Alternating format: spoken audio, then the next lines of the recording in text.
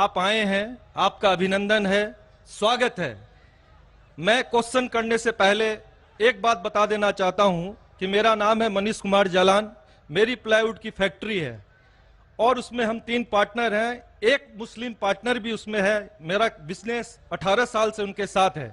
कभी धर्म के कारण कभी कोई कंट्रावर्सी हमारे बीच में नहीं आई है और भगवान के आशीर्वाद से मैं चाहता हूं कि आगे भी नहीं आएगा। मेरा प्रश्न आपसे है कि सनातन धर्म और इस्लाम में क्या समानता है, उसके बारे में मुझे थोड़ा सा क्लियरिफिकेशन। भाई साहब का सवाल है कि उसकी प्लाईवुड की फैक्ट्री है, 3 पार्टनर, एक पार्टनर मुसलमान है, कभी भी कंट्रोवर्सी नहीं है और इंशाल्लाह नहीं आएंगी। उनका सवाल है कि सनातन धर्म और इस्लाम में क्या यकसानियत है, वो जानना चाहते हैं। हिंदू मजहब की सबसे अहम किताब है वेदा। दयानंद सरस्वती ने सनातन धर्म को और आम किया। वो सही कहते हैं कि हमें मानना चाहिए वेद। वेद सबसे ऊंची किताब है। स्मृति और श्रुति। श्रुति मतलब जो भगवान की तरफ से, स्मृति मतलब जो इंसानों ने लिखी है। श्रुति में आता है वेद और उपनिषद। तो सनातन धर्म के मुताबिक और इस्लाम के मुताबिक भी आप देखेंगे दोनों में खुदा के बारे में, ईश्वर के बारे में, अल्लाह के बारे में जो लिखा है वो यकसा है। आप जब पढ़ेंगे छंदोग्य उपनिषद चैप्टर नंबर 6 सेक्शन नंबर 2 श्लोक नंबर 1 में लिखा हुआ है संस्कृत में, एकम एविदित्यम, खुदा एक है, भगवान एक है, दूसरा नहीं है। लिखा है स्वतः उपनिषद में चैप्टर नंबर 6 श्लोक नंबर 9 में, नाचस्य कसिज जनिता न चदीपा, कि उस ईश्वर का कोई रब नहीं, उस ईश्वर के कोई वालिदैन नहीं, उससे ऊंचा कोई नहीं, उसका कोई वालिदैन है, कोई वालदा है। लिखा है स्वतः उपनिषद में चैप्टर नंबर 4 वर्स नंबर 19 में, न तस्य प्रतिमा अस्ति, उस ईश्वर की कोई प्रतिमा नहीं। प्रतिमा संस्कृत लफ्ज है जिसके मानी अक्स, picture, painting, photograph, idol, statue, sculpture. तो लिखा है उस ईश्वर, उस भगवान की कोई प्रतिमा नहीं, कोई अक्स नहीं, कोई पिक्चर नहीं, कोई पेंटिंग नहीं, कोई पोर्ट्रेट नहीं, कोई आइडल नहीं, कोई स्कल्पचर नहीं, कोई स्टैच्यू नहीं। आगे जब आप पढ़ते हैं ये सारी चीजें कुरान में भी लिखी है, मैं उसके ऊपर आऊंगा। ये है ईश्वर के बारे में जो लिखा गया है। उसी तरीके से अब आगे जब पढ़ेंगे यजुर्वेद चैप्टर नंबर 40 वर्ष नंबर 8 और 9 में, उसमें लिखा है अंधात्म प्रविशंति या असम्मुति उपास्ते। अंधात्म मीन्स अंधकार, प्रविशंति मतलब दाखिल होना, अंधात्म प्रविशंति या असम्मुति उपास्ते, वो अंधकार में दाखिल हो रहे हैं जो लोग असम्भूति की पूजा करते। असम्भूति मतलब नेचुरल थिंग्स लाइक हवा, पानी, आग, जो नेचुरल थिंग की पूजा करते हैं जैसे हवा, पानी, आग, वो अंधकार में दाखिल हो रहे। और वो श्लोक का कंटिन्यू होता है, वो लोग और घोर अंधकार में दाखिल हो रहे जो संभूति की पूजा करते। संभूति मतलब इंसान की बनाई हुई चीजें, टेबल, चेयर, आइडल, मूर्ति, इसकी पूजा करेंगे तो और घोर अंधकार में दाखिल होंगे। और लिखा है ऋग्वेद में जिल्द number 1 hymn number 164 verse number 46, एकम सत्य विप्र बहुधा विदांते, सत्य एक है, खुदा एक है, एकम सत्य विप्र बहुधा विदांते। लोग, विद्वान लोग उस ईश्वर को कई अलग नाम से पुकारते हैं, ईश्वर को कई अलग नाम से पुकारते। यही चीज लिखा है कुरान में जो मैंने जिक्र किया हूं, सूरह इसरा में सूरह नंबर 17 आयत नंबर 110, कुलिदुल्लाह विदुर रहमान अय्यमा तदु फलाल उस्मान हसना, चाहे कहो अल्लाह या रहमान, उसे अच्छे नाम से पुकारो क्योंकि अल्लाह के सारे अच्छे नाम हैं। लेकिन ऐसी कई मिसाल दी गई। ऋग्वेद आप पढ़ेंगे, ऋग्वेद जिल्द नंबर 2 चैप्टर नंबर 1 श्लोक नंबर 3 में पढ़ेंगे, उसमें एक एट्रीब्यूट दिया गया है ब्रह्मा। ब्रह्मा कहते हैं बनाने वाले खुदा को, ब्रह्मा कहते हैं बनाने वाले खुदा को। हमें कोई एतराज नहीं अगर कोई कहता है कि ईश्वर बनाने वाला है, उसका तर्जुमा करते अरबी में हो जाता है खालिक, हमें कोई एतराज नहीं। लेकिन अगर कोई कहता है कि ईश्वर वो ब्रह्मा है जिसके 4 सिर है, हर सिर पे मुकुट है, तो हम मुसलमान उस पर एतराज करते हैं, क्योंकि आप भगवान को अक्स दे रहे और आप Yajurveda chapter number 32 shloka number 3 के खिलाफ जा रहे। ना तस्य प्रतिमा अस्ति, उस ईश्वर की कोई प्रतिमा नहीं, आपने प्रतिमा दिया तो गलत किया। इसी तरीके से आगे आप पढ़ेंगे, लिखा हुआ है ऋग्वेद में किताब नंबर 6 हिम नंबर 46 श्लोक नंबर 16 में, या एक मुश्ती ही, भगवान एक ही है, सिर्फ उसकी तारीफ करो। और ब्रह्म सूत्र हिंदुइज्म का है, एक कम ब्राह्म देवत्या नास्ते नैना नास्ति किंचन, भगवान एक ही है, दूसरा नहीं है, नहीं है, नहीं है, जरा भी नहीं है, सिर्फ एक खुदा है, उसके अलावा कोई नहीं है। अगर कोई मुसलमान से पूछेंगे कि सबसे बेहतरीन क्या डेफिनेशन है खुदा की, अल्लाह की, वो जवाब आपको देगा सूरह इखलास, सूरा नंबर 112 आयत नंबर 1 से 4, जिसमें लिखा है कुल हुवल्लाहु अहद, कहो कि अल्लाह एक है, अल्लाह समद, अल्लाह जो बेनियाज है, लम यलिद वलम यूलद, ना वो किसी को जना है ना किसी से जना है, वलम यकुल लहू कुफुवन अहद, उसके जैसा कोई नहीं है। ये 4 लाइन का डेफिनेशन है कुरान मजीद में, सूरह इखलास सूरा नंबर 112, जिसमें अल्लाह ताला फरमाते कुल हुवल्लाहु अहद, कहो कि अल्लाह एक है, अल्लाह समद, अल्लाह जो बेनियाज है, लम यलिद वलम यूलद, ना वो किसी को जनता है ना किसी से जना है, वलम यकुल लहू कुफुवन अहद, उसके जैसा कोई नहीं। अगर कोई भी चीज को आप कहते हैं खुदा है, भगवान है, ईश्वर है, अगर ये 4 लाइन के डेफिनेशन में उतरता है, हम मुसलमान को कोई एतराज नहीं मानने के लिए कि वो ईश्वर है, कि वो खुदा है। तो ये सनातन धर्म के खुदा एक है, उसका कोई अक्स नहीं, हूबहू मिलता है कुरान मजीद से।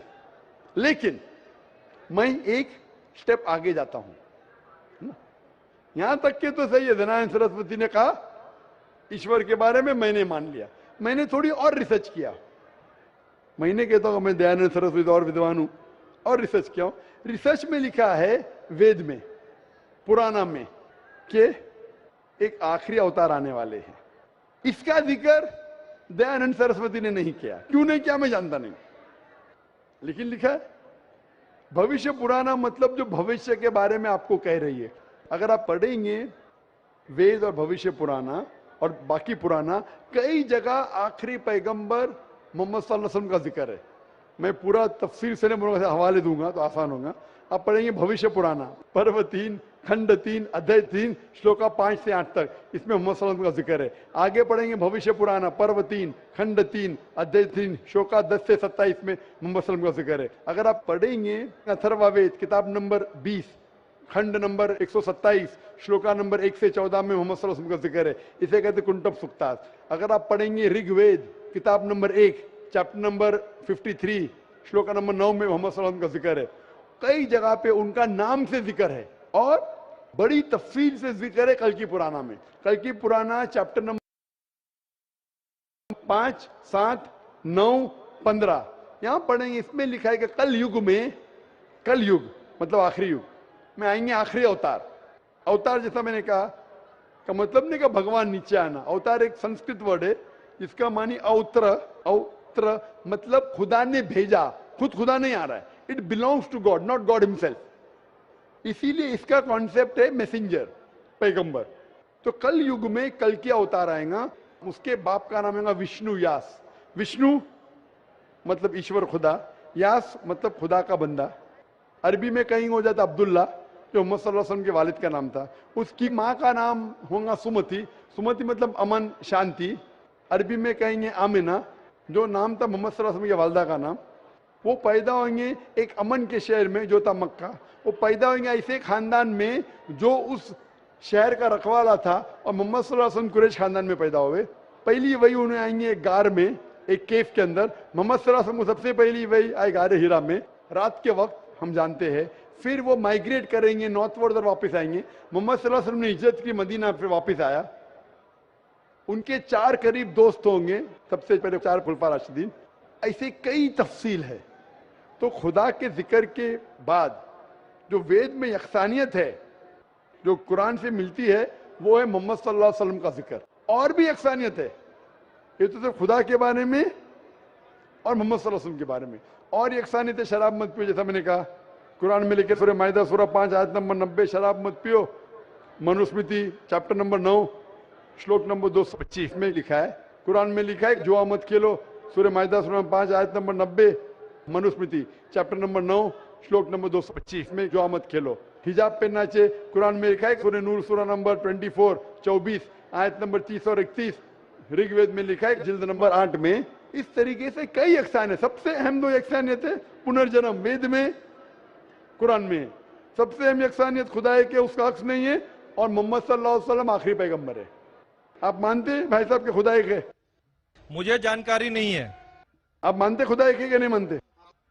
मुझे जानकारी नहीं है, और अपने धर्म को जो जानता हूं उस हिसाब से हम तो सभी देवी देवताओं को मानते हैं और हमें मानना भी चाहिए, ये हम जानते हैं। आपके धर्म में सबसे ऊंची किताब कौन सी है? हम तो गीता को मानते हैं। गीता क्या है? वेद का निचोड़ है। सबसे ऊंची किताब हिंदू धर्म में है वेद। वेद जो है श्रुति, वेद, उपनिषद, फिर आएंगे आपके महाभारत। भगवत गीता 18 चैप्टर है महाभारत के, 18 चैप्टर। महाभारत का एक हिस्सा है, श्री कृष्ण अर्जुन को सलाह देते हैं क्या करना चाहिए, वो उसे कहते हैं भगवत गीता। आप समझे ना? कहते हैं ये निचोड़ है वेद का, लेकिन वेद तो पहले समझो आप, बराबर ना? तो वेद में जब लिखा है इतना खास तौर के भगवान एक है, तो आप क्यों इतने देवी देवता में मानते नहीं? ये तो आपको तहकीक करना पड़ेगा ना। तो मैं जो कह रहा हूं उसे लिखिए, या ऑलरेडी अवेलेबल है किताब में, किताब जाइए पढ़िए, वेद पढ़िए। ये जाकिर मुंबई से आया बेगम बाकी तो नहीं कर रहा है, हवाला दे रहा है इधर से उधर, मैं भी फेंक रहा है। नहीं हो सकता है ना फेंक रहा हूं। नहीं, आप जितनी बात को बोल रहे हैं, पीस टीवी में भी देखता हूं। देखते माशाल्लाह। हाँ, तो अब आप वेद के बारे में बोले हैं और बताए हैं, आपका चैप्टर नंबर और पन्ना नंबर तो मेरे दिमाग में आया नहीं कि ठीक है बोल रहे हैं तो कुछ होगा उसमें, कुछ तो होगा, कुछ तो कुछ होगा, कुछ ना कुछ होके छोड़िए मत, तहकीक कीजिए। नहीं क्या अब गलत करूंगा, या सही? अब नहीं, करेंगे। अब करेंगे। कितने दिन में कंप्लीट करेंगे? एक हफ्ते में कर लूंगा, कोई बड़ी बात थोड़ी है। एक हफ्ते में मैं आपके पार्टनर से पूछूंगा। आपने बोला अब तक कंट्रोवर्सी नहीं हुई। मेरा कंट्रोवर्सी होना जरूरी नहीं है, आप उसको अच्छाई की तरफ लेके आओ, वो आपको अच्छाई की तरफ लेके आएगा। कंट्रोवर्सी नहीं करना। अगर आदमी बोला 2 जमा 2 5, अरे जान दे यार, मेरा पार्टनर मुझे ज्यादा पैसा दे रहा है, 5 रुपया दे रहा है, 2 जमा 2 5, गलत है ये। गलत है तो बोलना चाहिए। कंट्रोवर्सी नहीं होना अच्छी बात नहीं, कंट्रोवर्सी होके सच्ची राह पे लेके आना अच्छी बात है। आप समझ रहे नहीं? तो आपके पार्टनर से कहो, इतने 18 साल से आपके पार्टनरशिप किए, अभी आप एक हफ्ते में तहकीक करेंगे जाकिर क्या बोलता है, और पार्टनर से डिस्कस करो, बराबर ना? आप ठीक बोल रहे हैं। मेरे पार्टनर का नाम भी मैं बताना चाहूंगा। सैयद मजरुल हसन साहब नाम है उनका। सैयद मजरुल हसन साहब तो लाखों लोग सुन लिए ना। हाँ, तो सैयद मजरुल हसन साहब को और हमारे से 15 साल बड़े भी हैं, मेरे से 15 साल बड़े भी हैं। हाँ। हमारी डिस्कस होती है, सब चैप्टर पर डिस्कस होती है। परंतु मैंने क्या कहा कि हमारे बीच में किसी तरह का कोई भी कंट्रोवर्सी नहीं होता है। और आपने वेद के बारे में बताया, जरूर मैं वेद को भी पढ़ूंगा। कंट्रोवर्सी नहीं है, कंट्रोवर्सी नहीं, यकसानियत है। आज कुछ आपसे लेके जा रहा हूं, मैं देखे नहीं जा रहा हूं, मैं आपसे लेके जा रहा हूं। मेरे मन में जिज्ञासा थी, मैं आपसे क्वेश्चन किया, आपने मेरे क्वेश्चन का जवाब दिया, इसके लिए मैं धन्य हूं। और मैं अपने जो आप वेद के बारे में बोले, मैं जरूर उसको पढ़ूंगा और 7 दिन में ही पढ़ूंगा इंशाअल्लाह। आप पढ़िए, तहकीक कीजिए, लेके जा रहे, अगर आप कबूल करेंगे तो मुझे देके भी जाएंगे सवाब इंशाअल्लाह।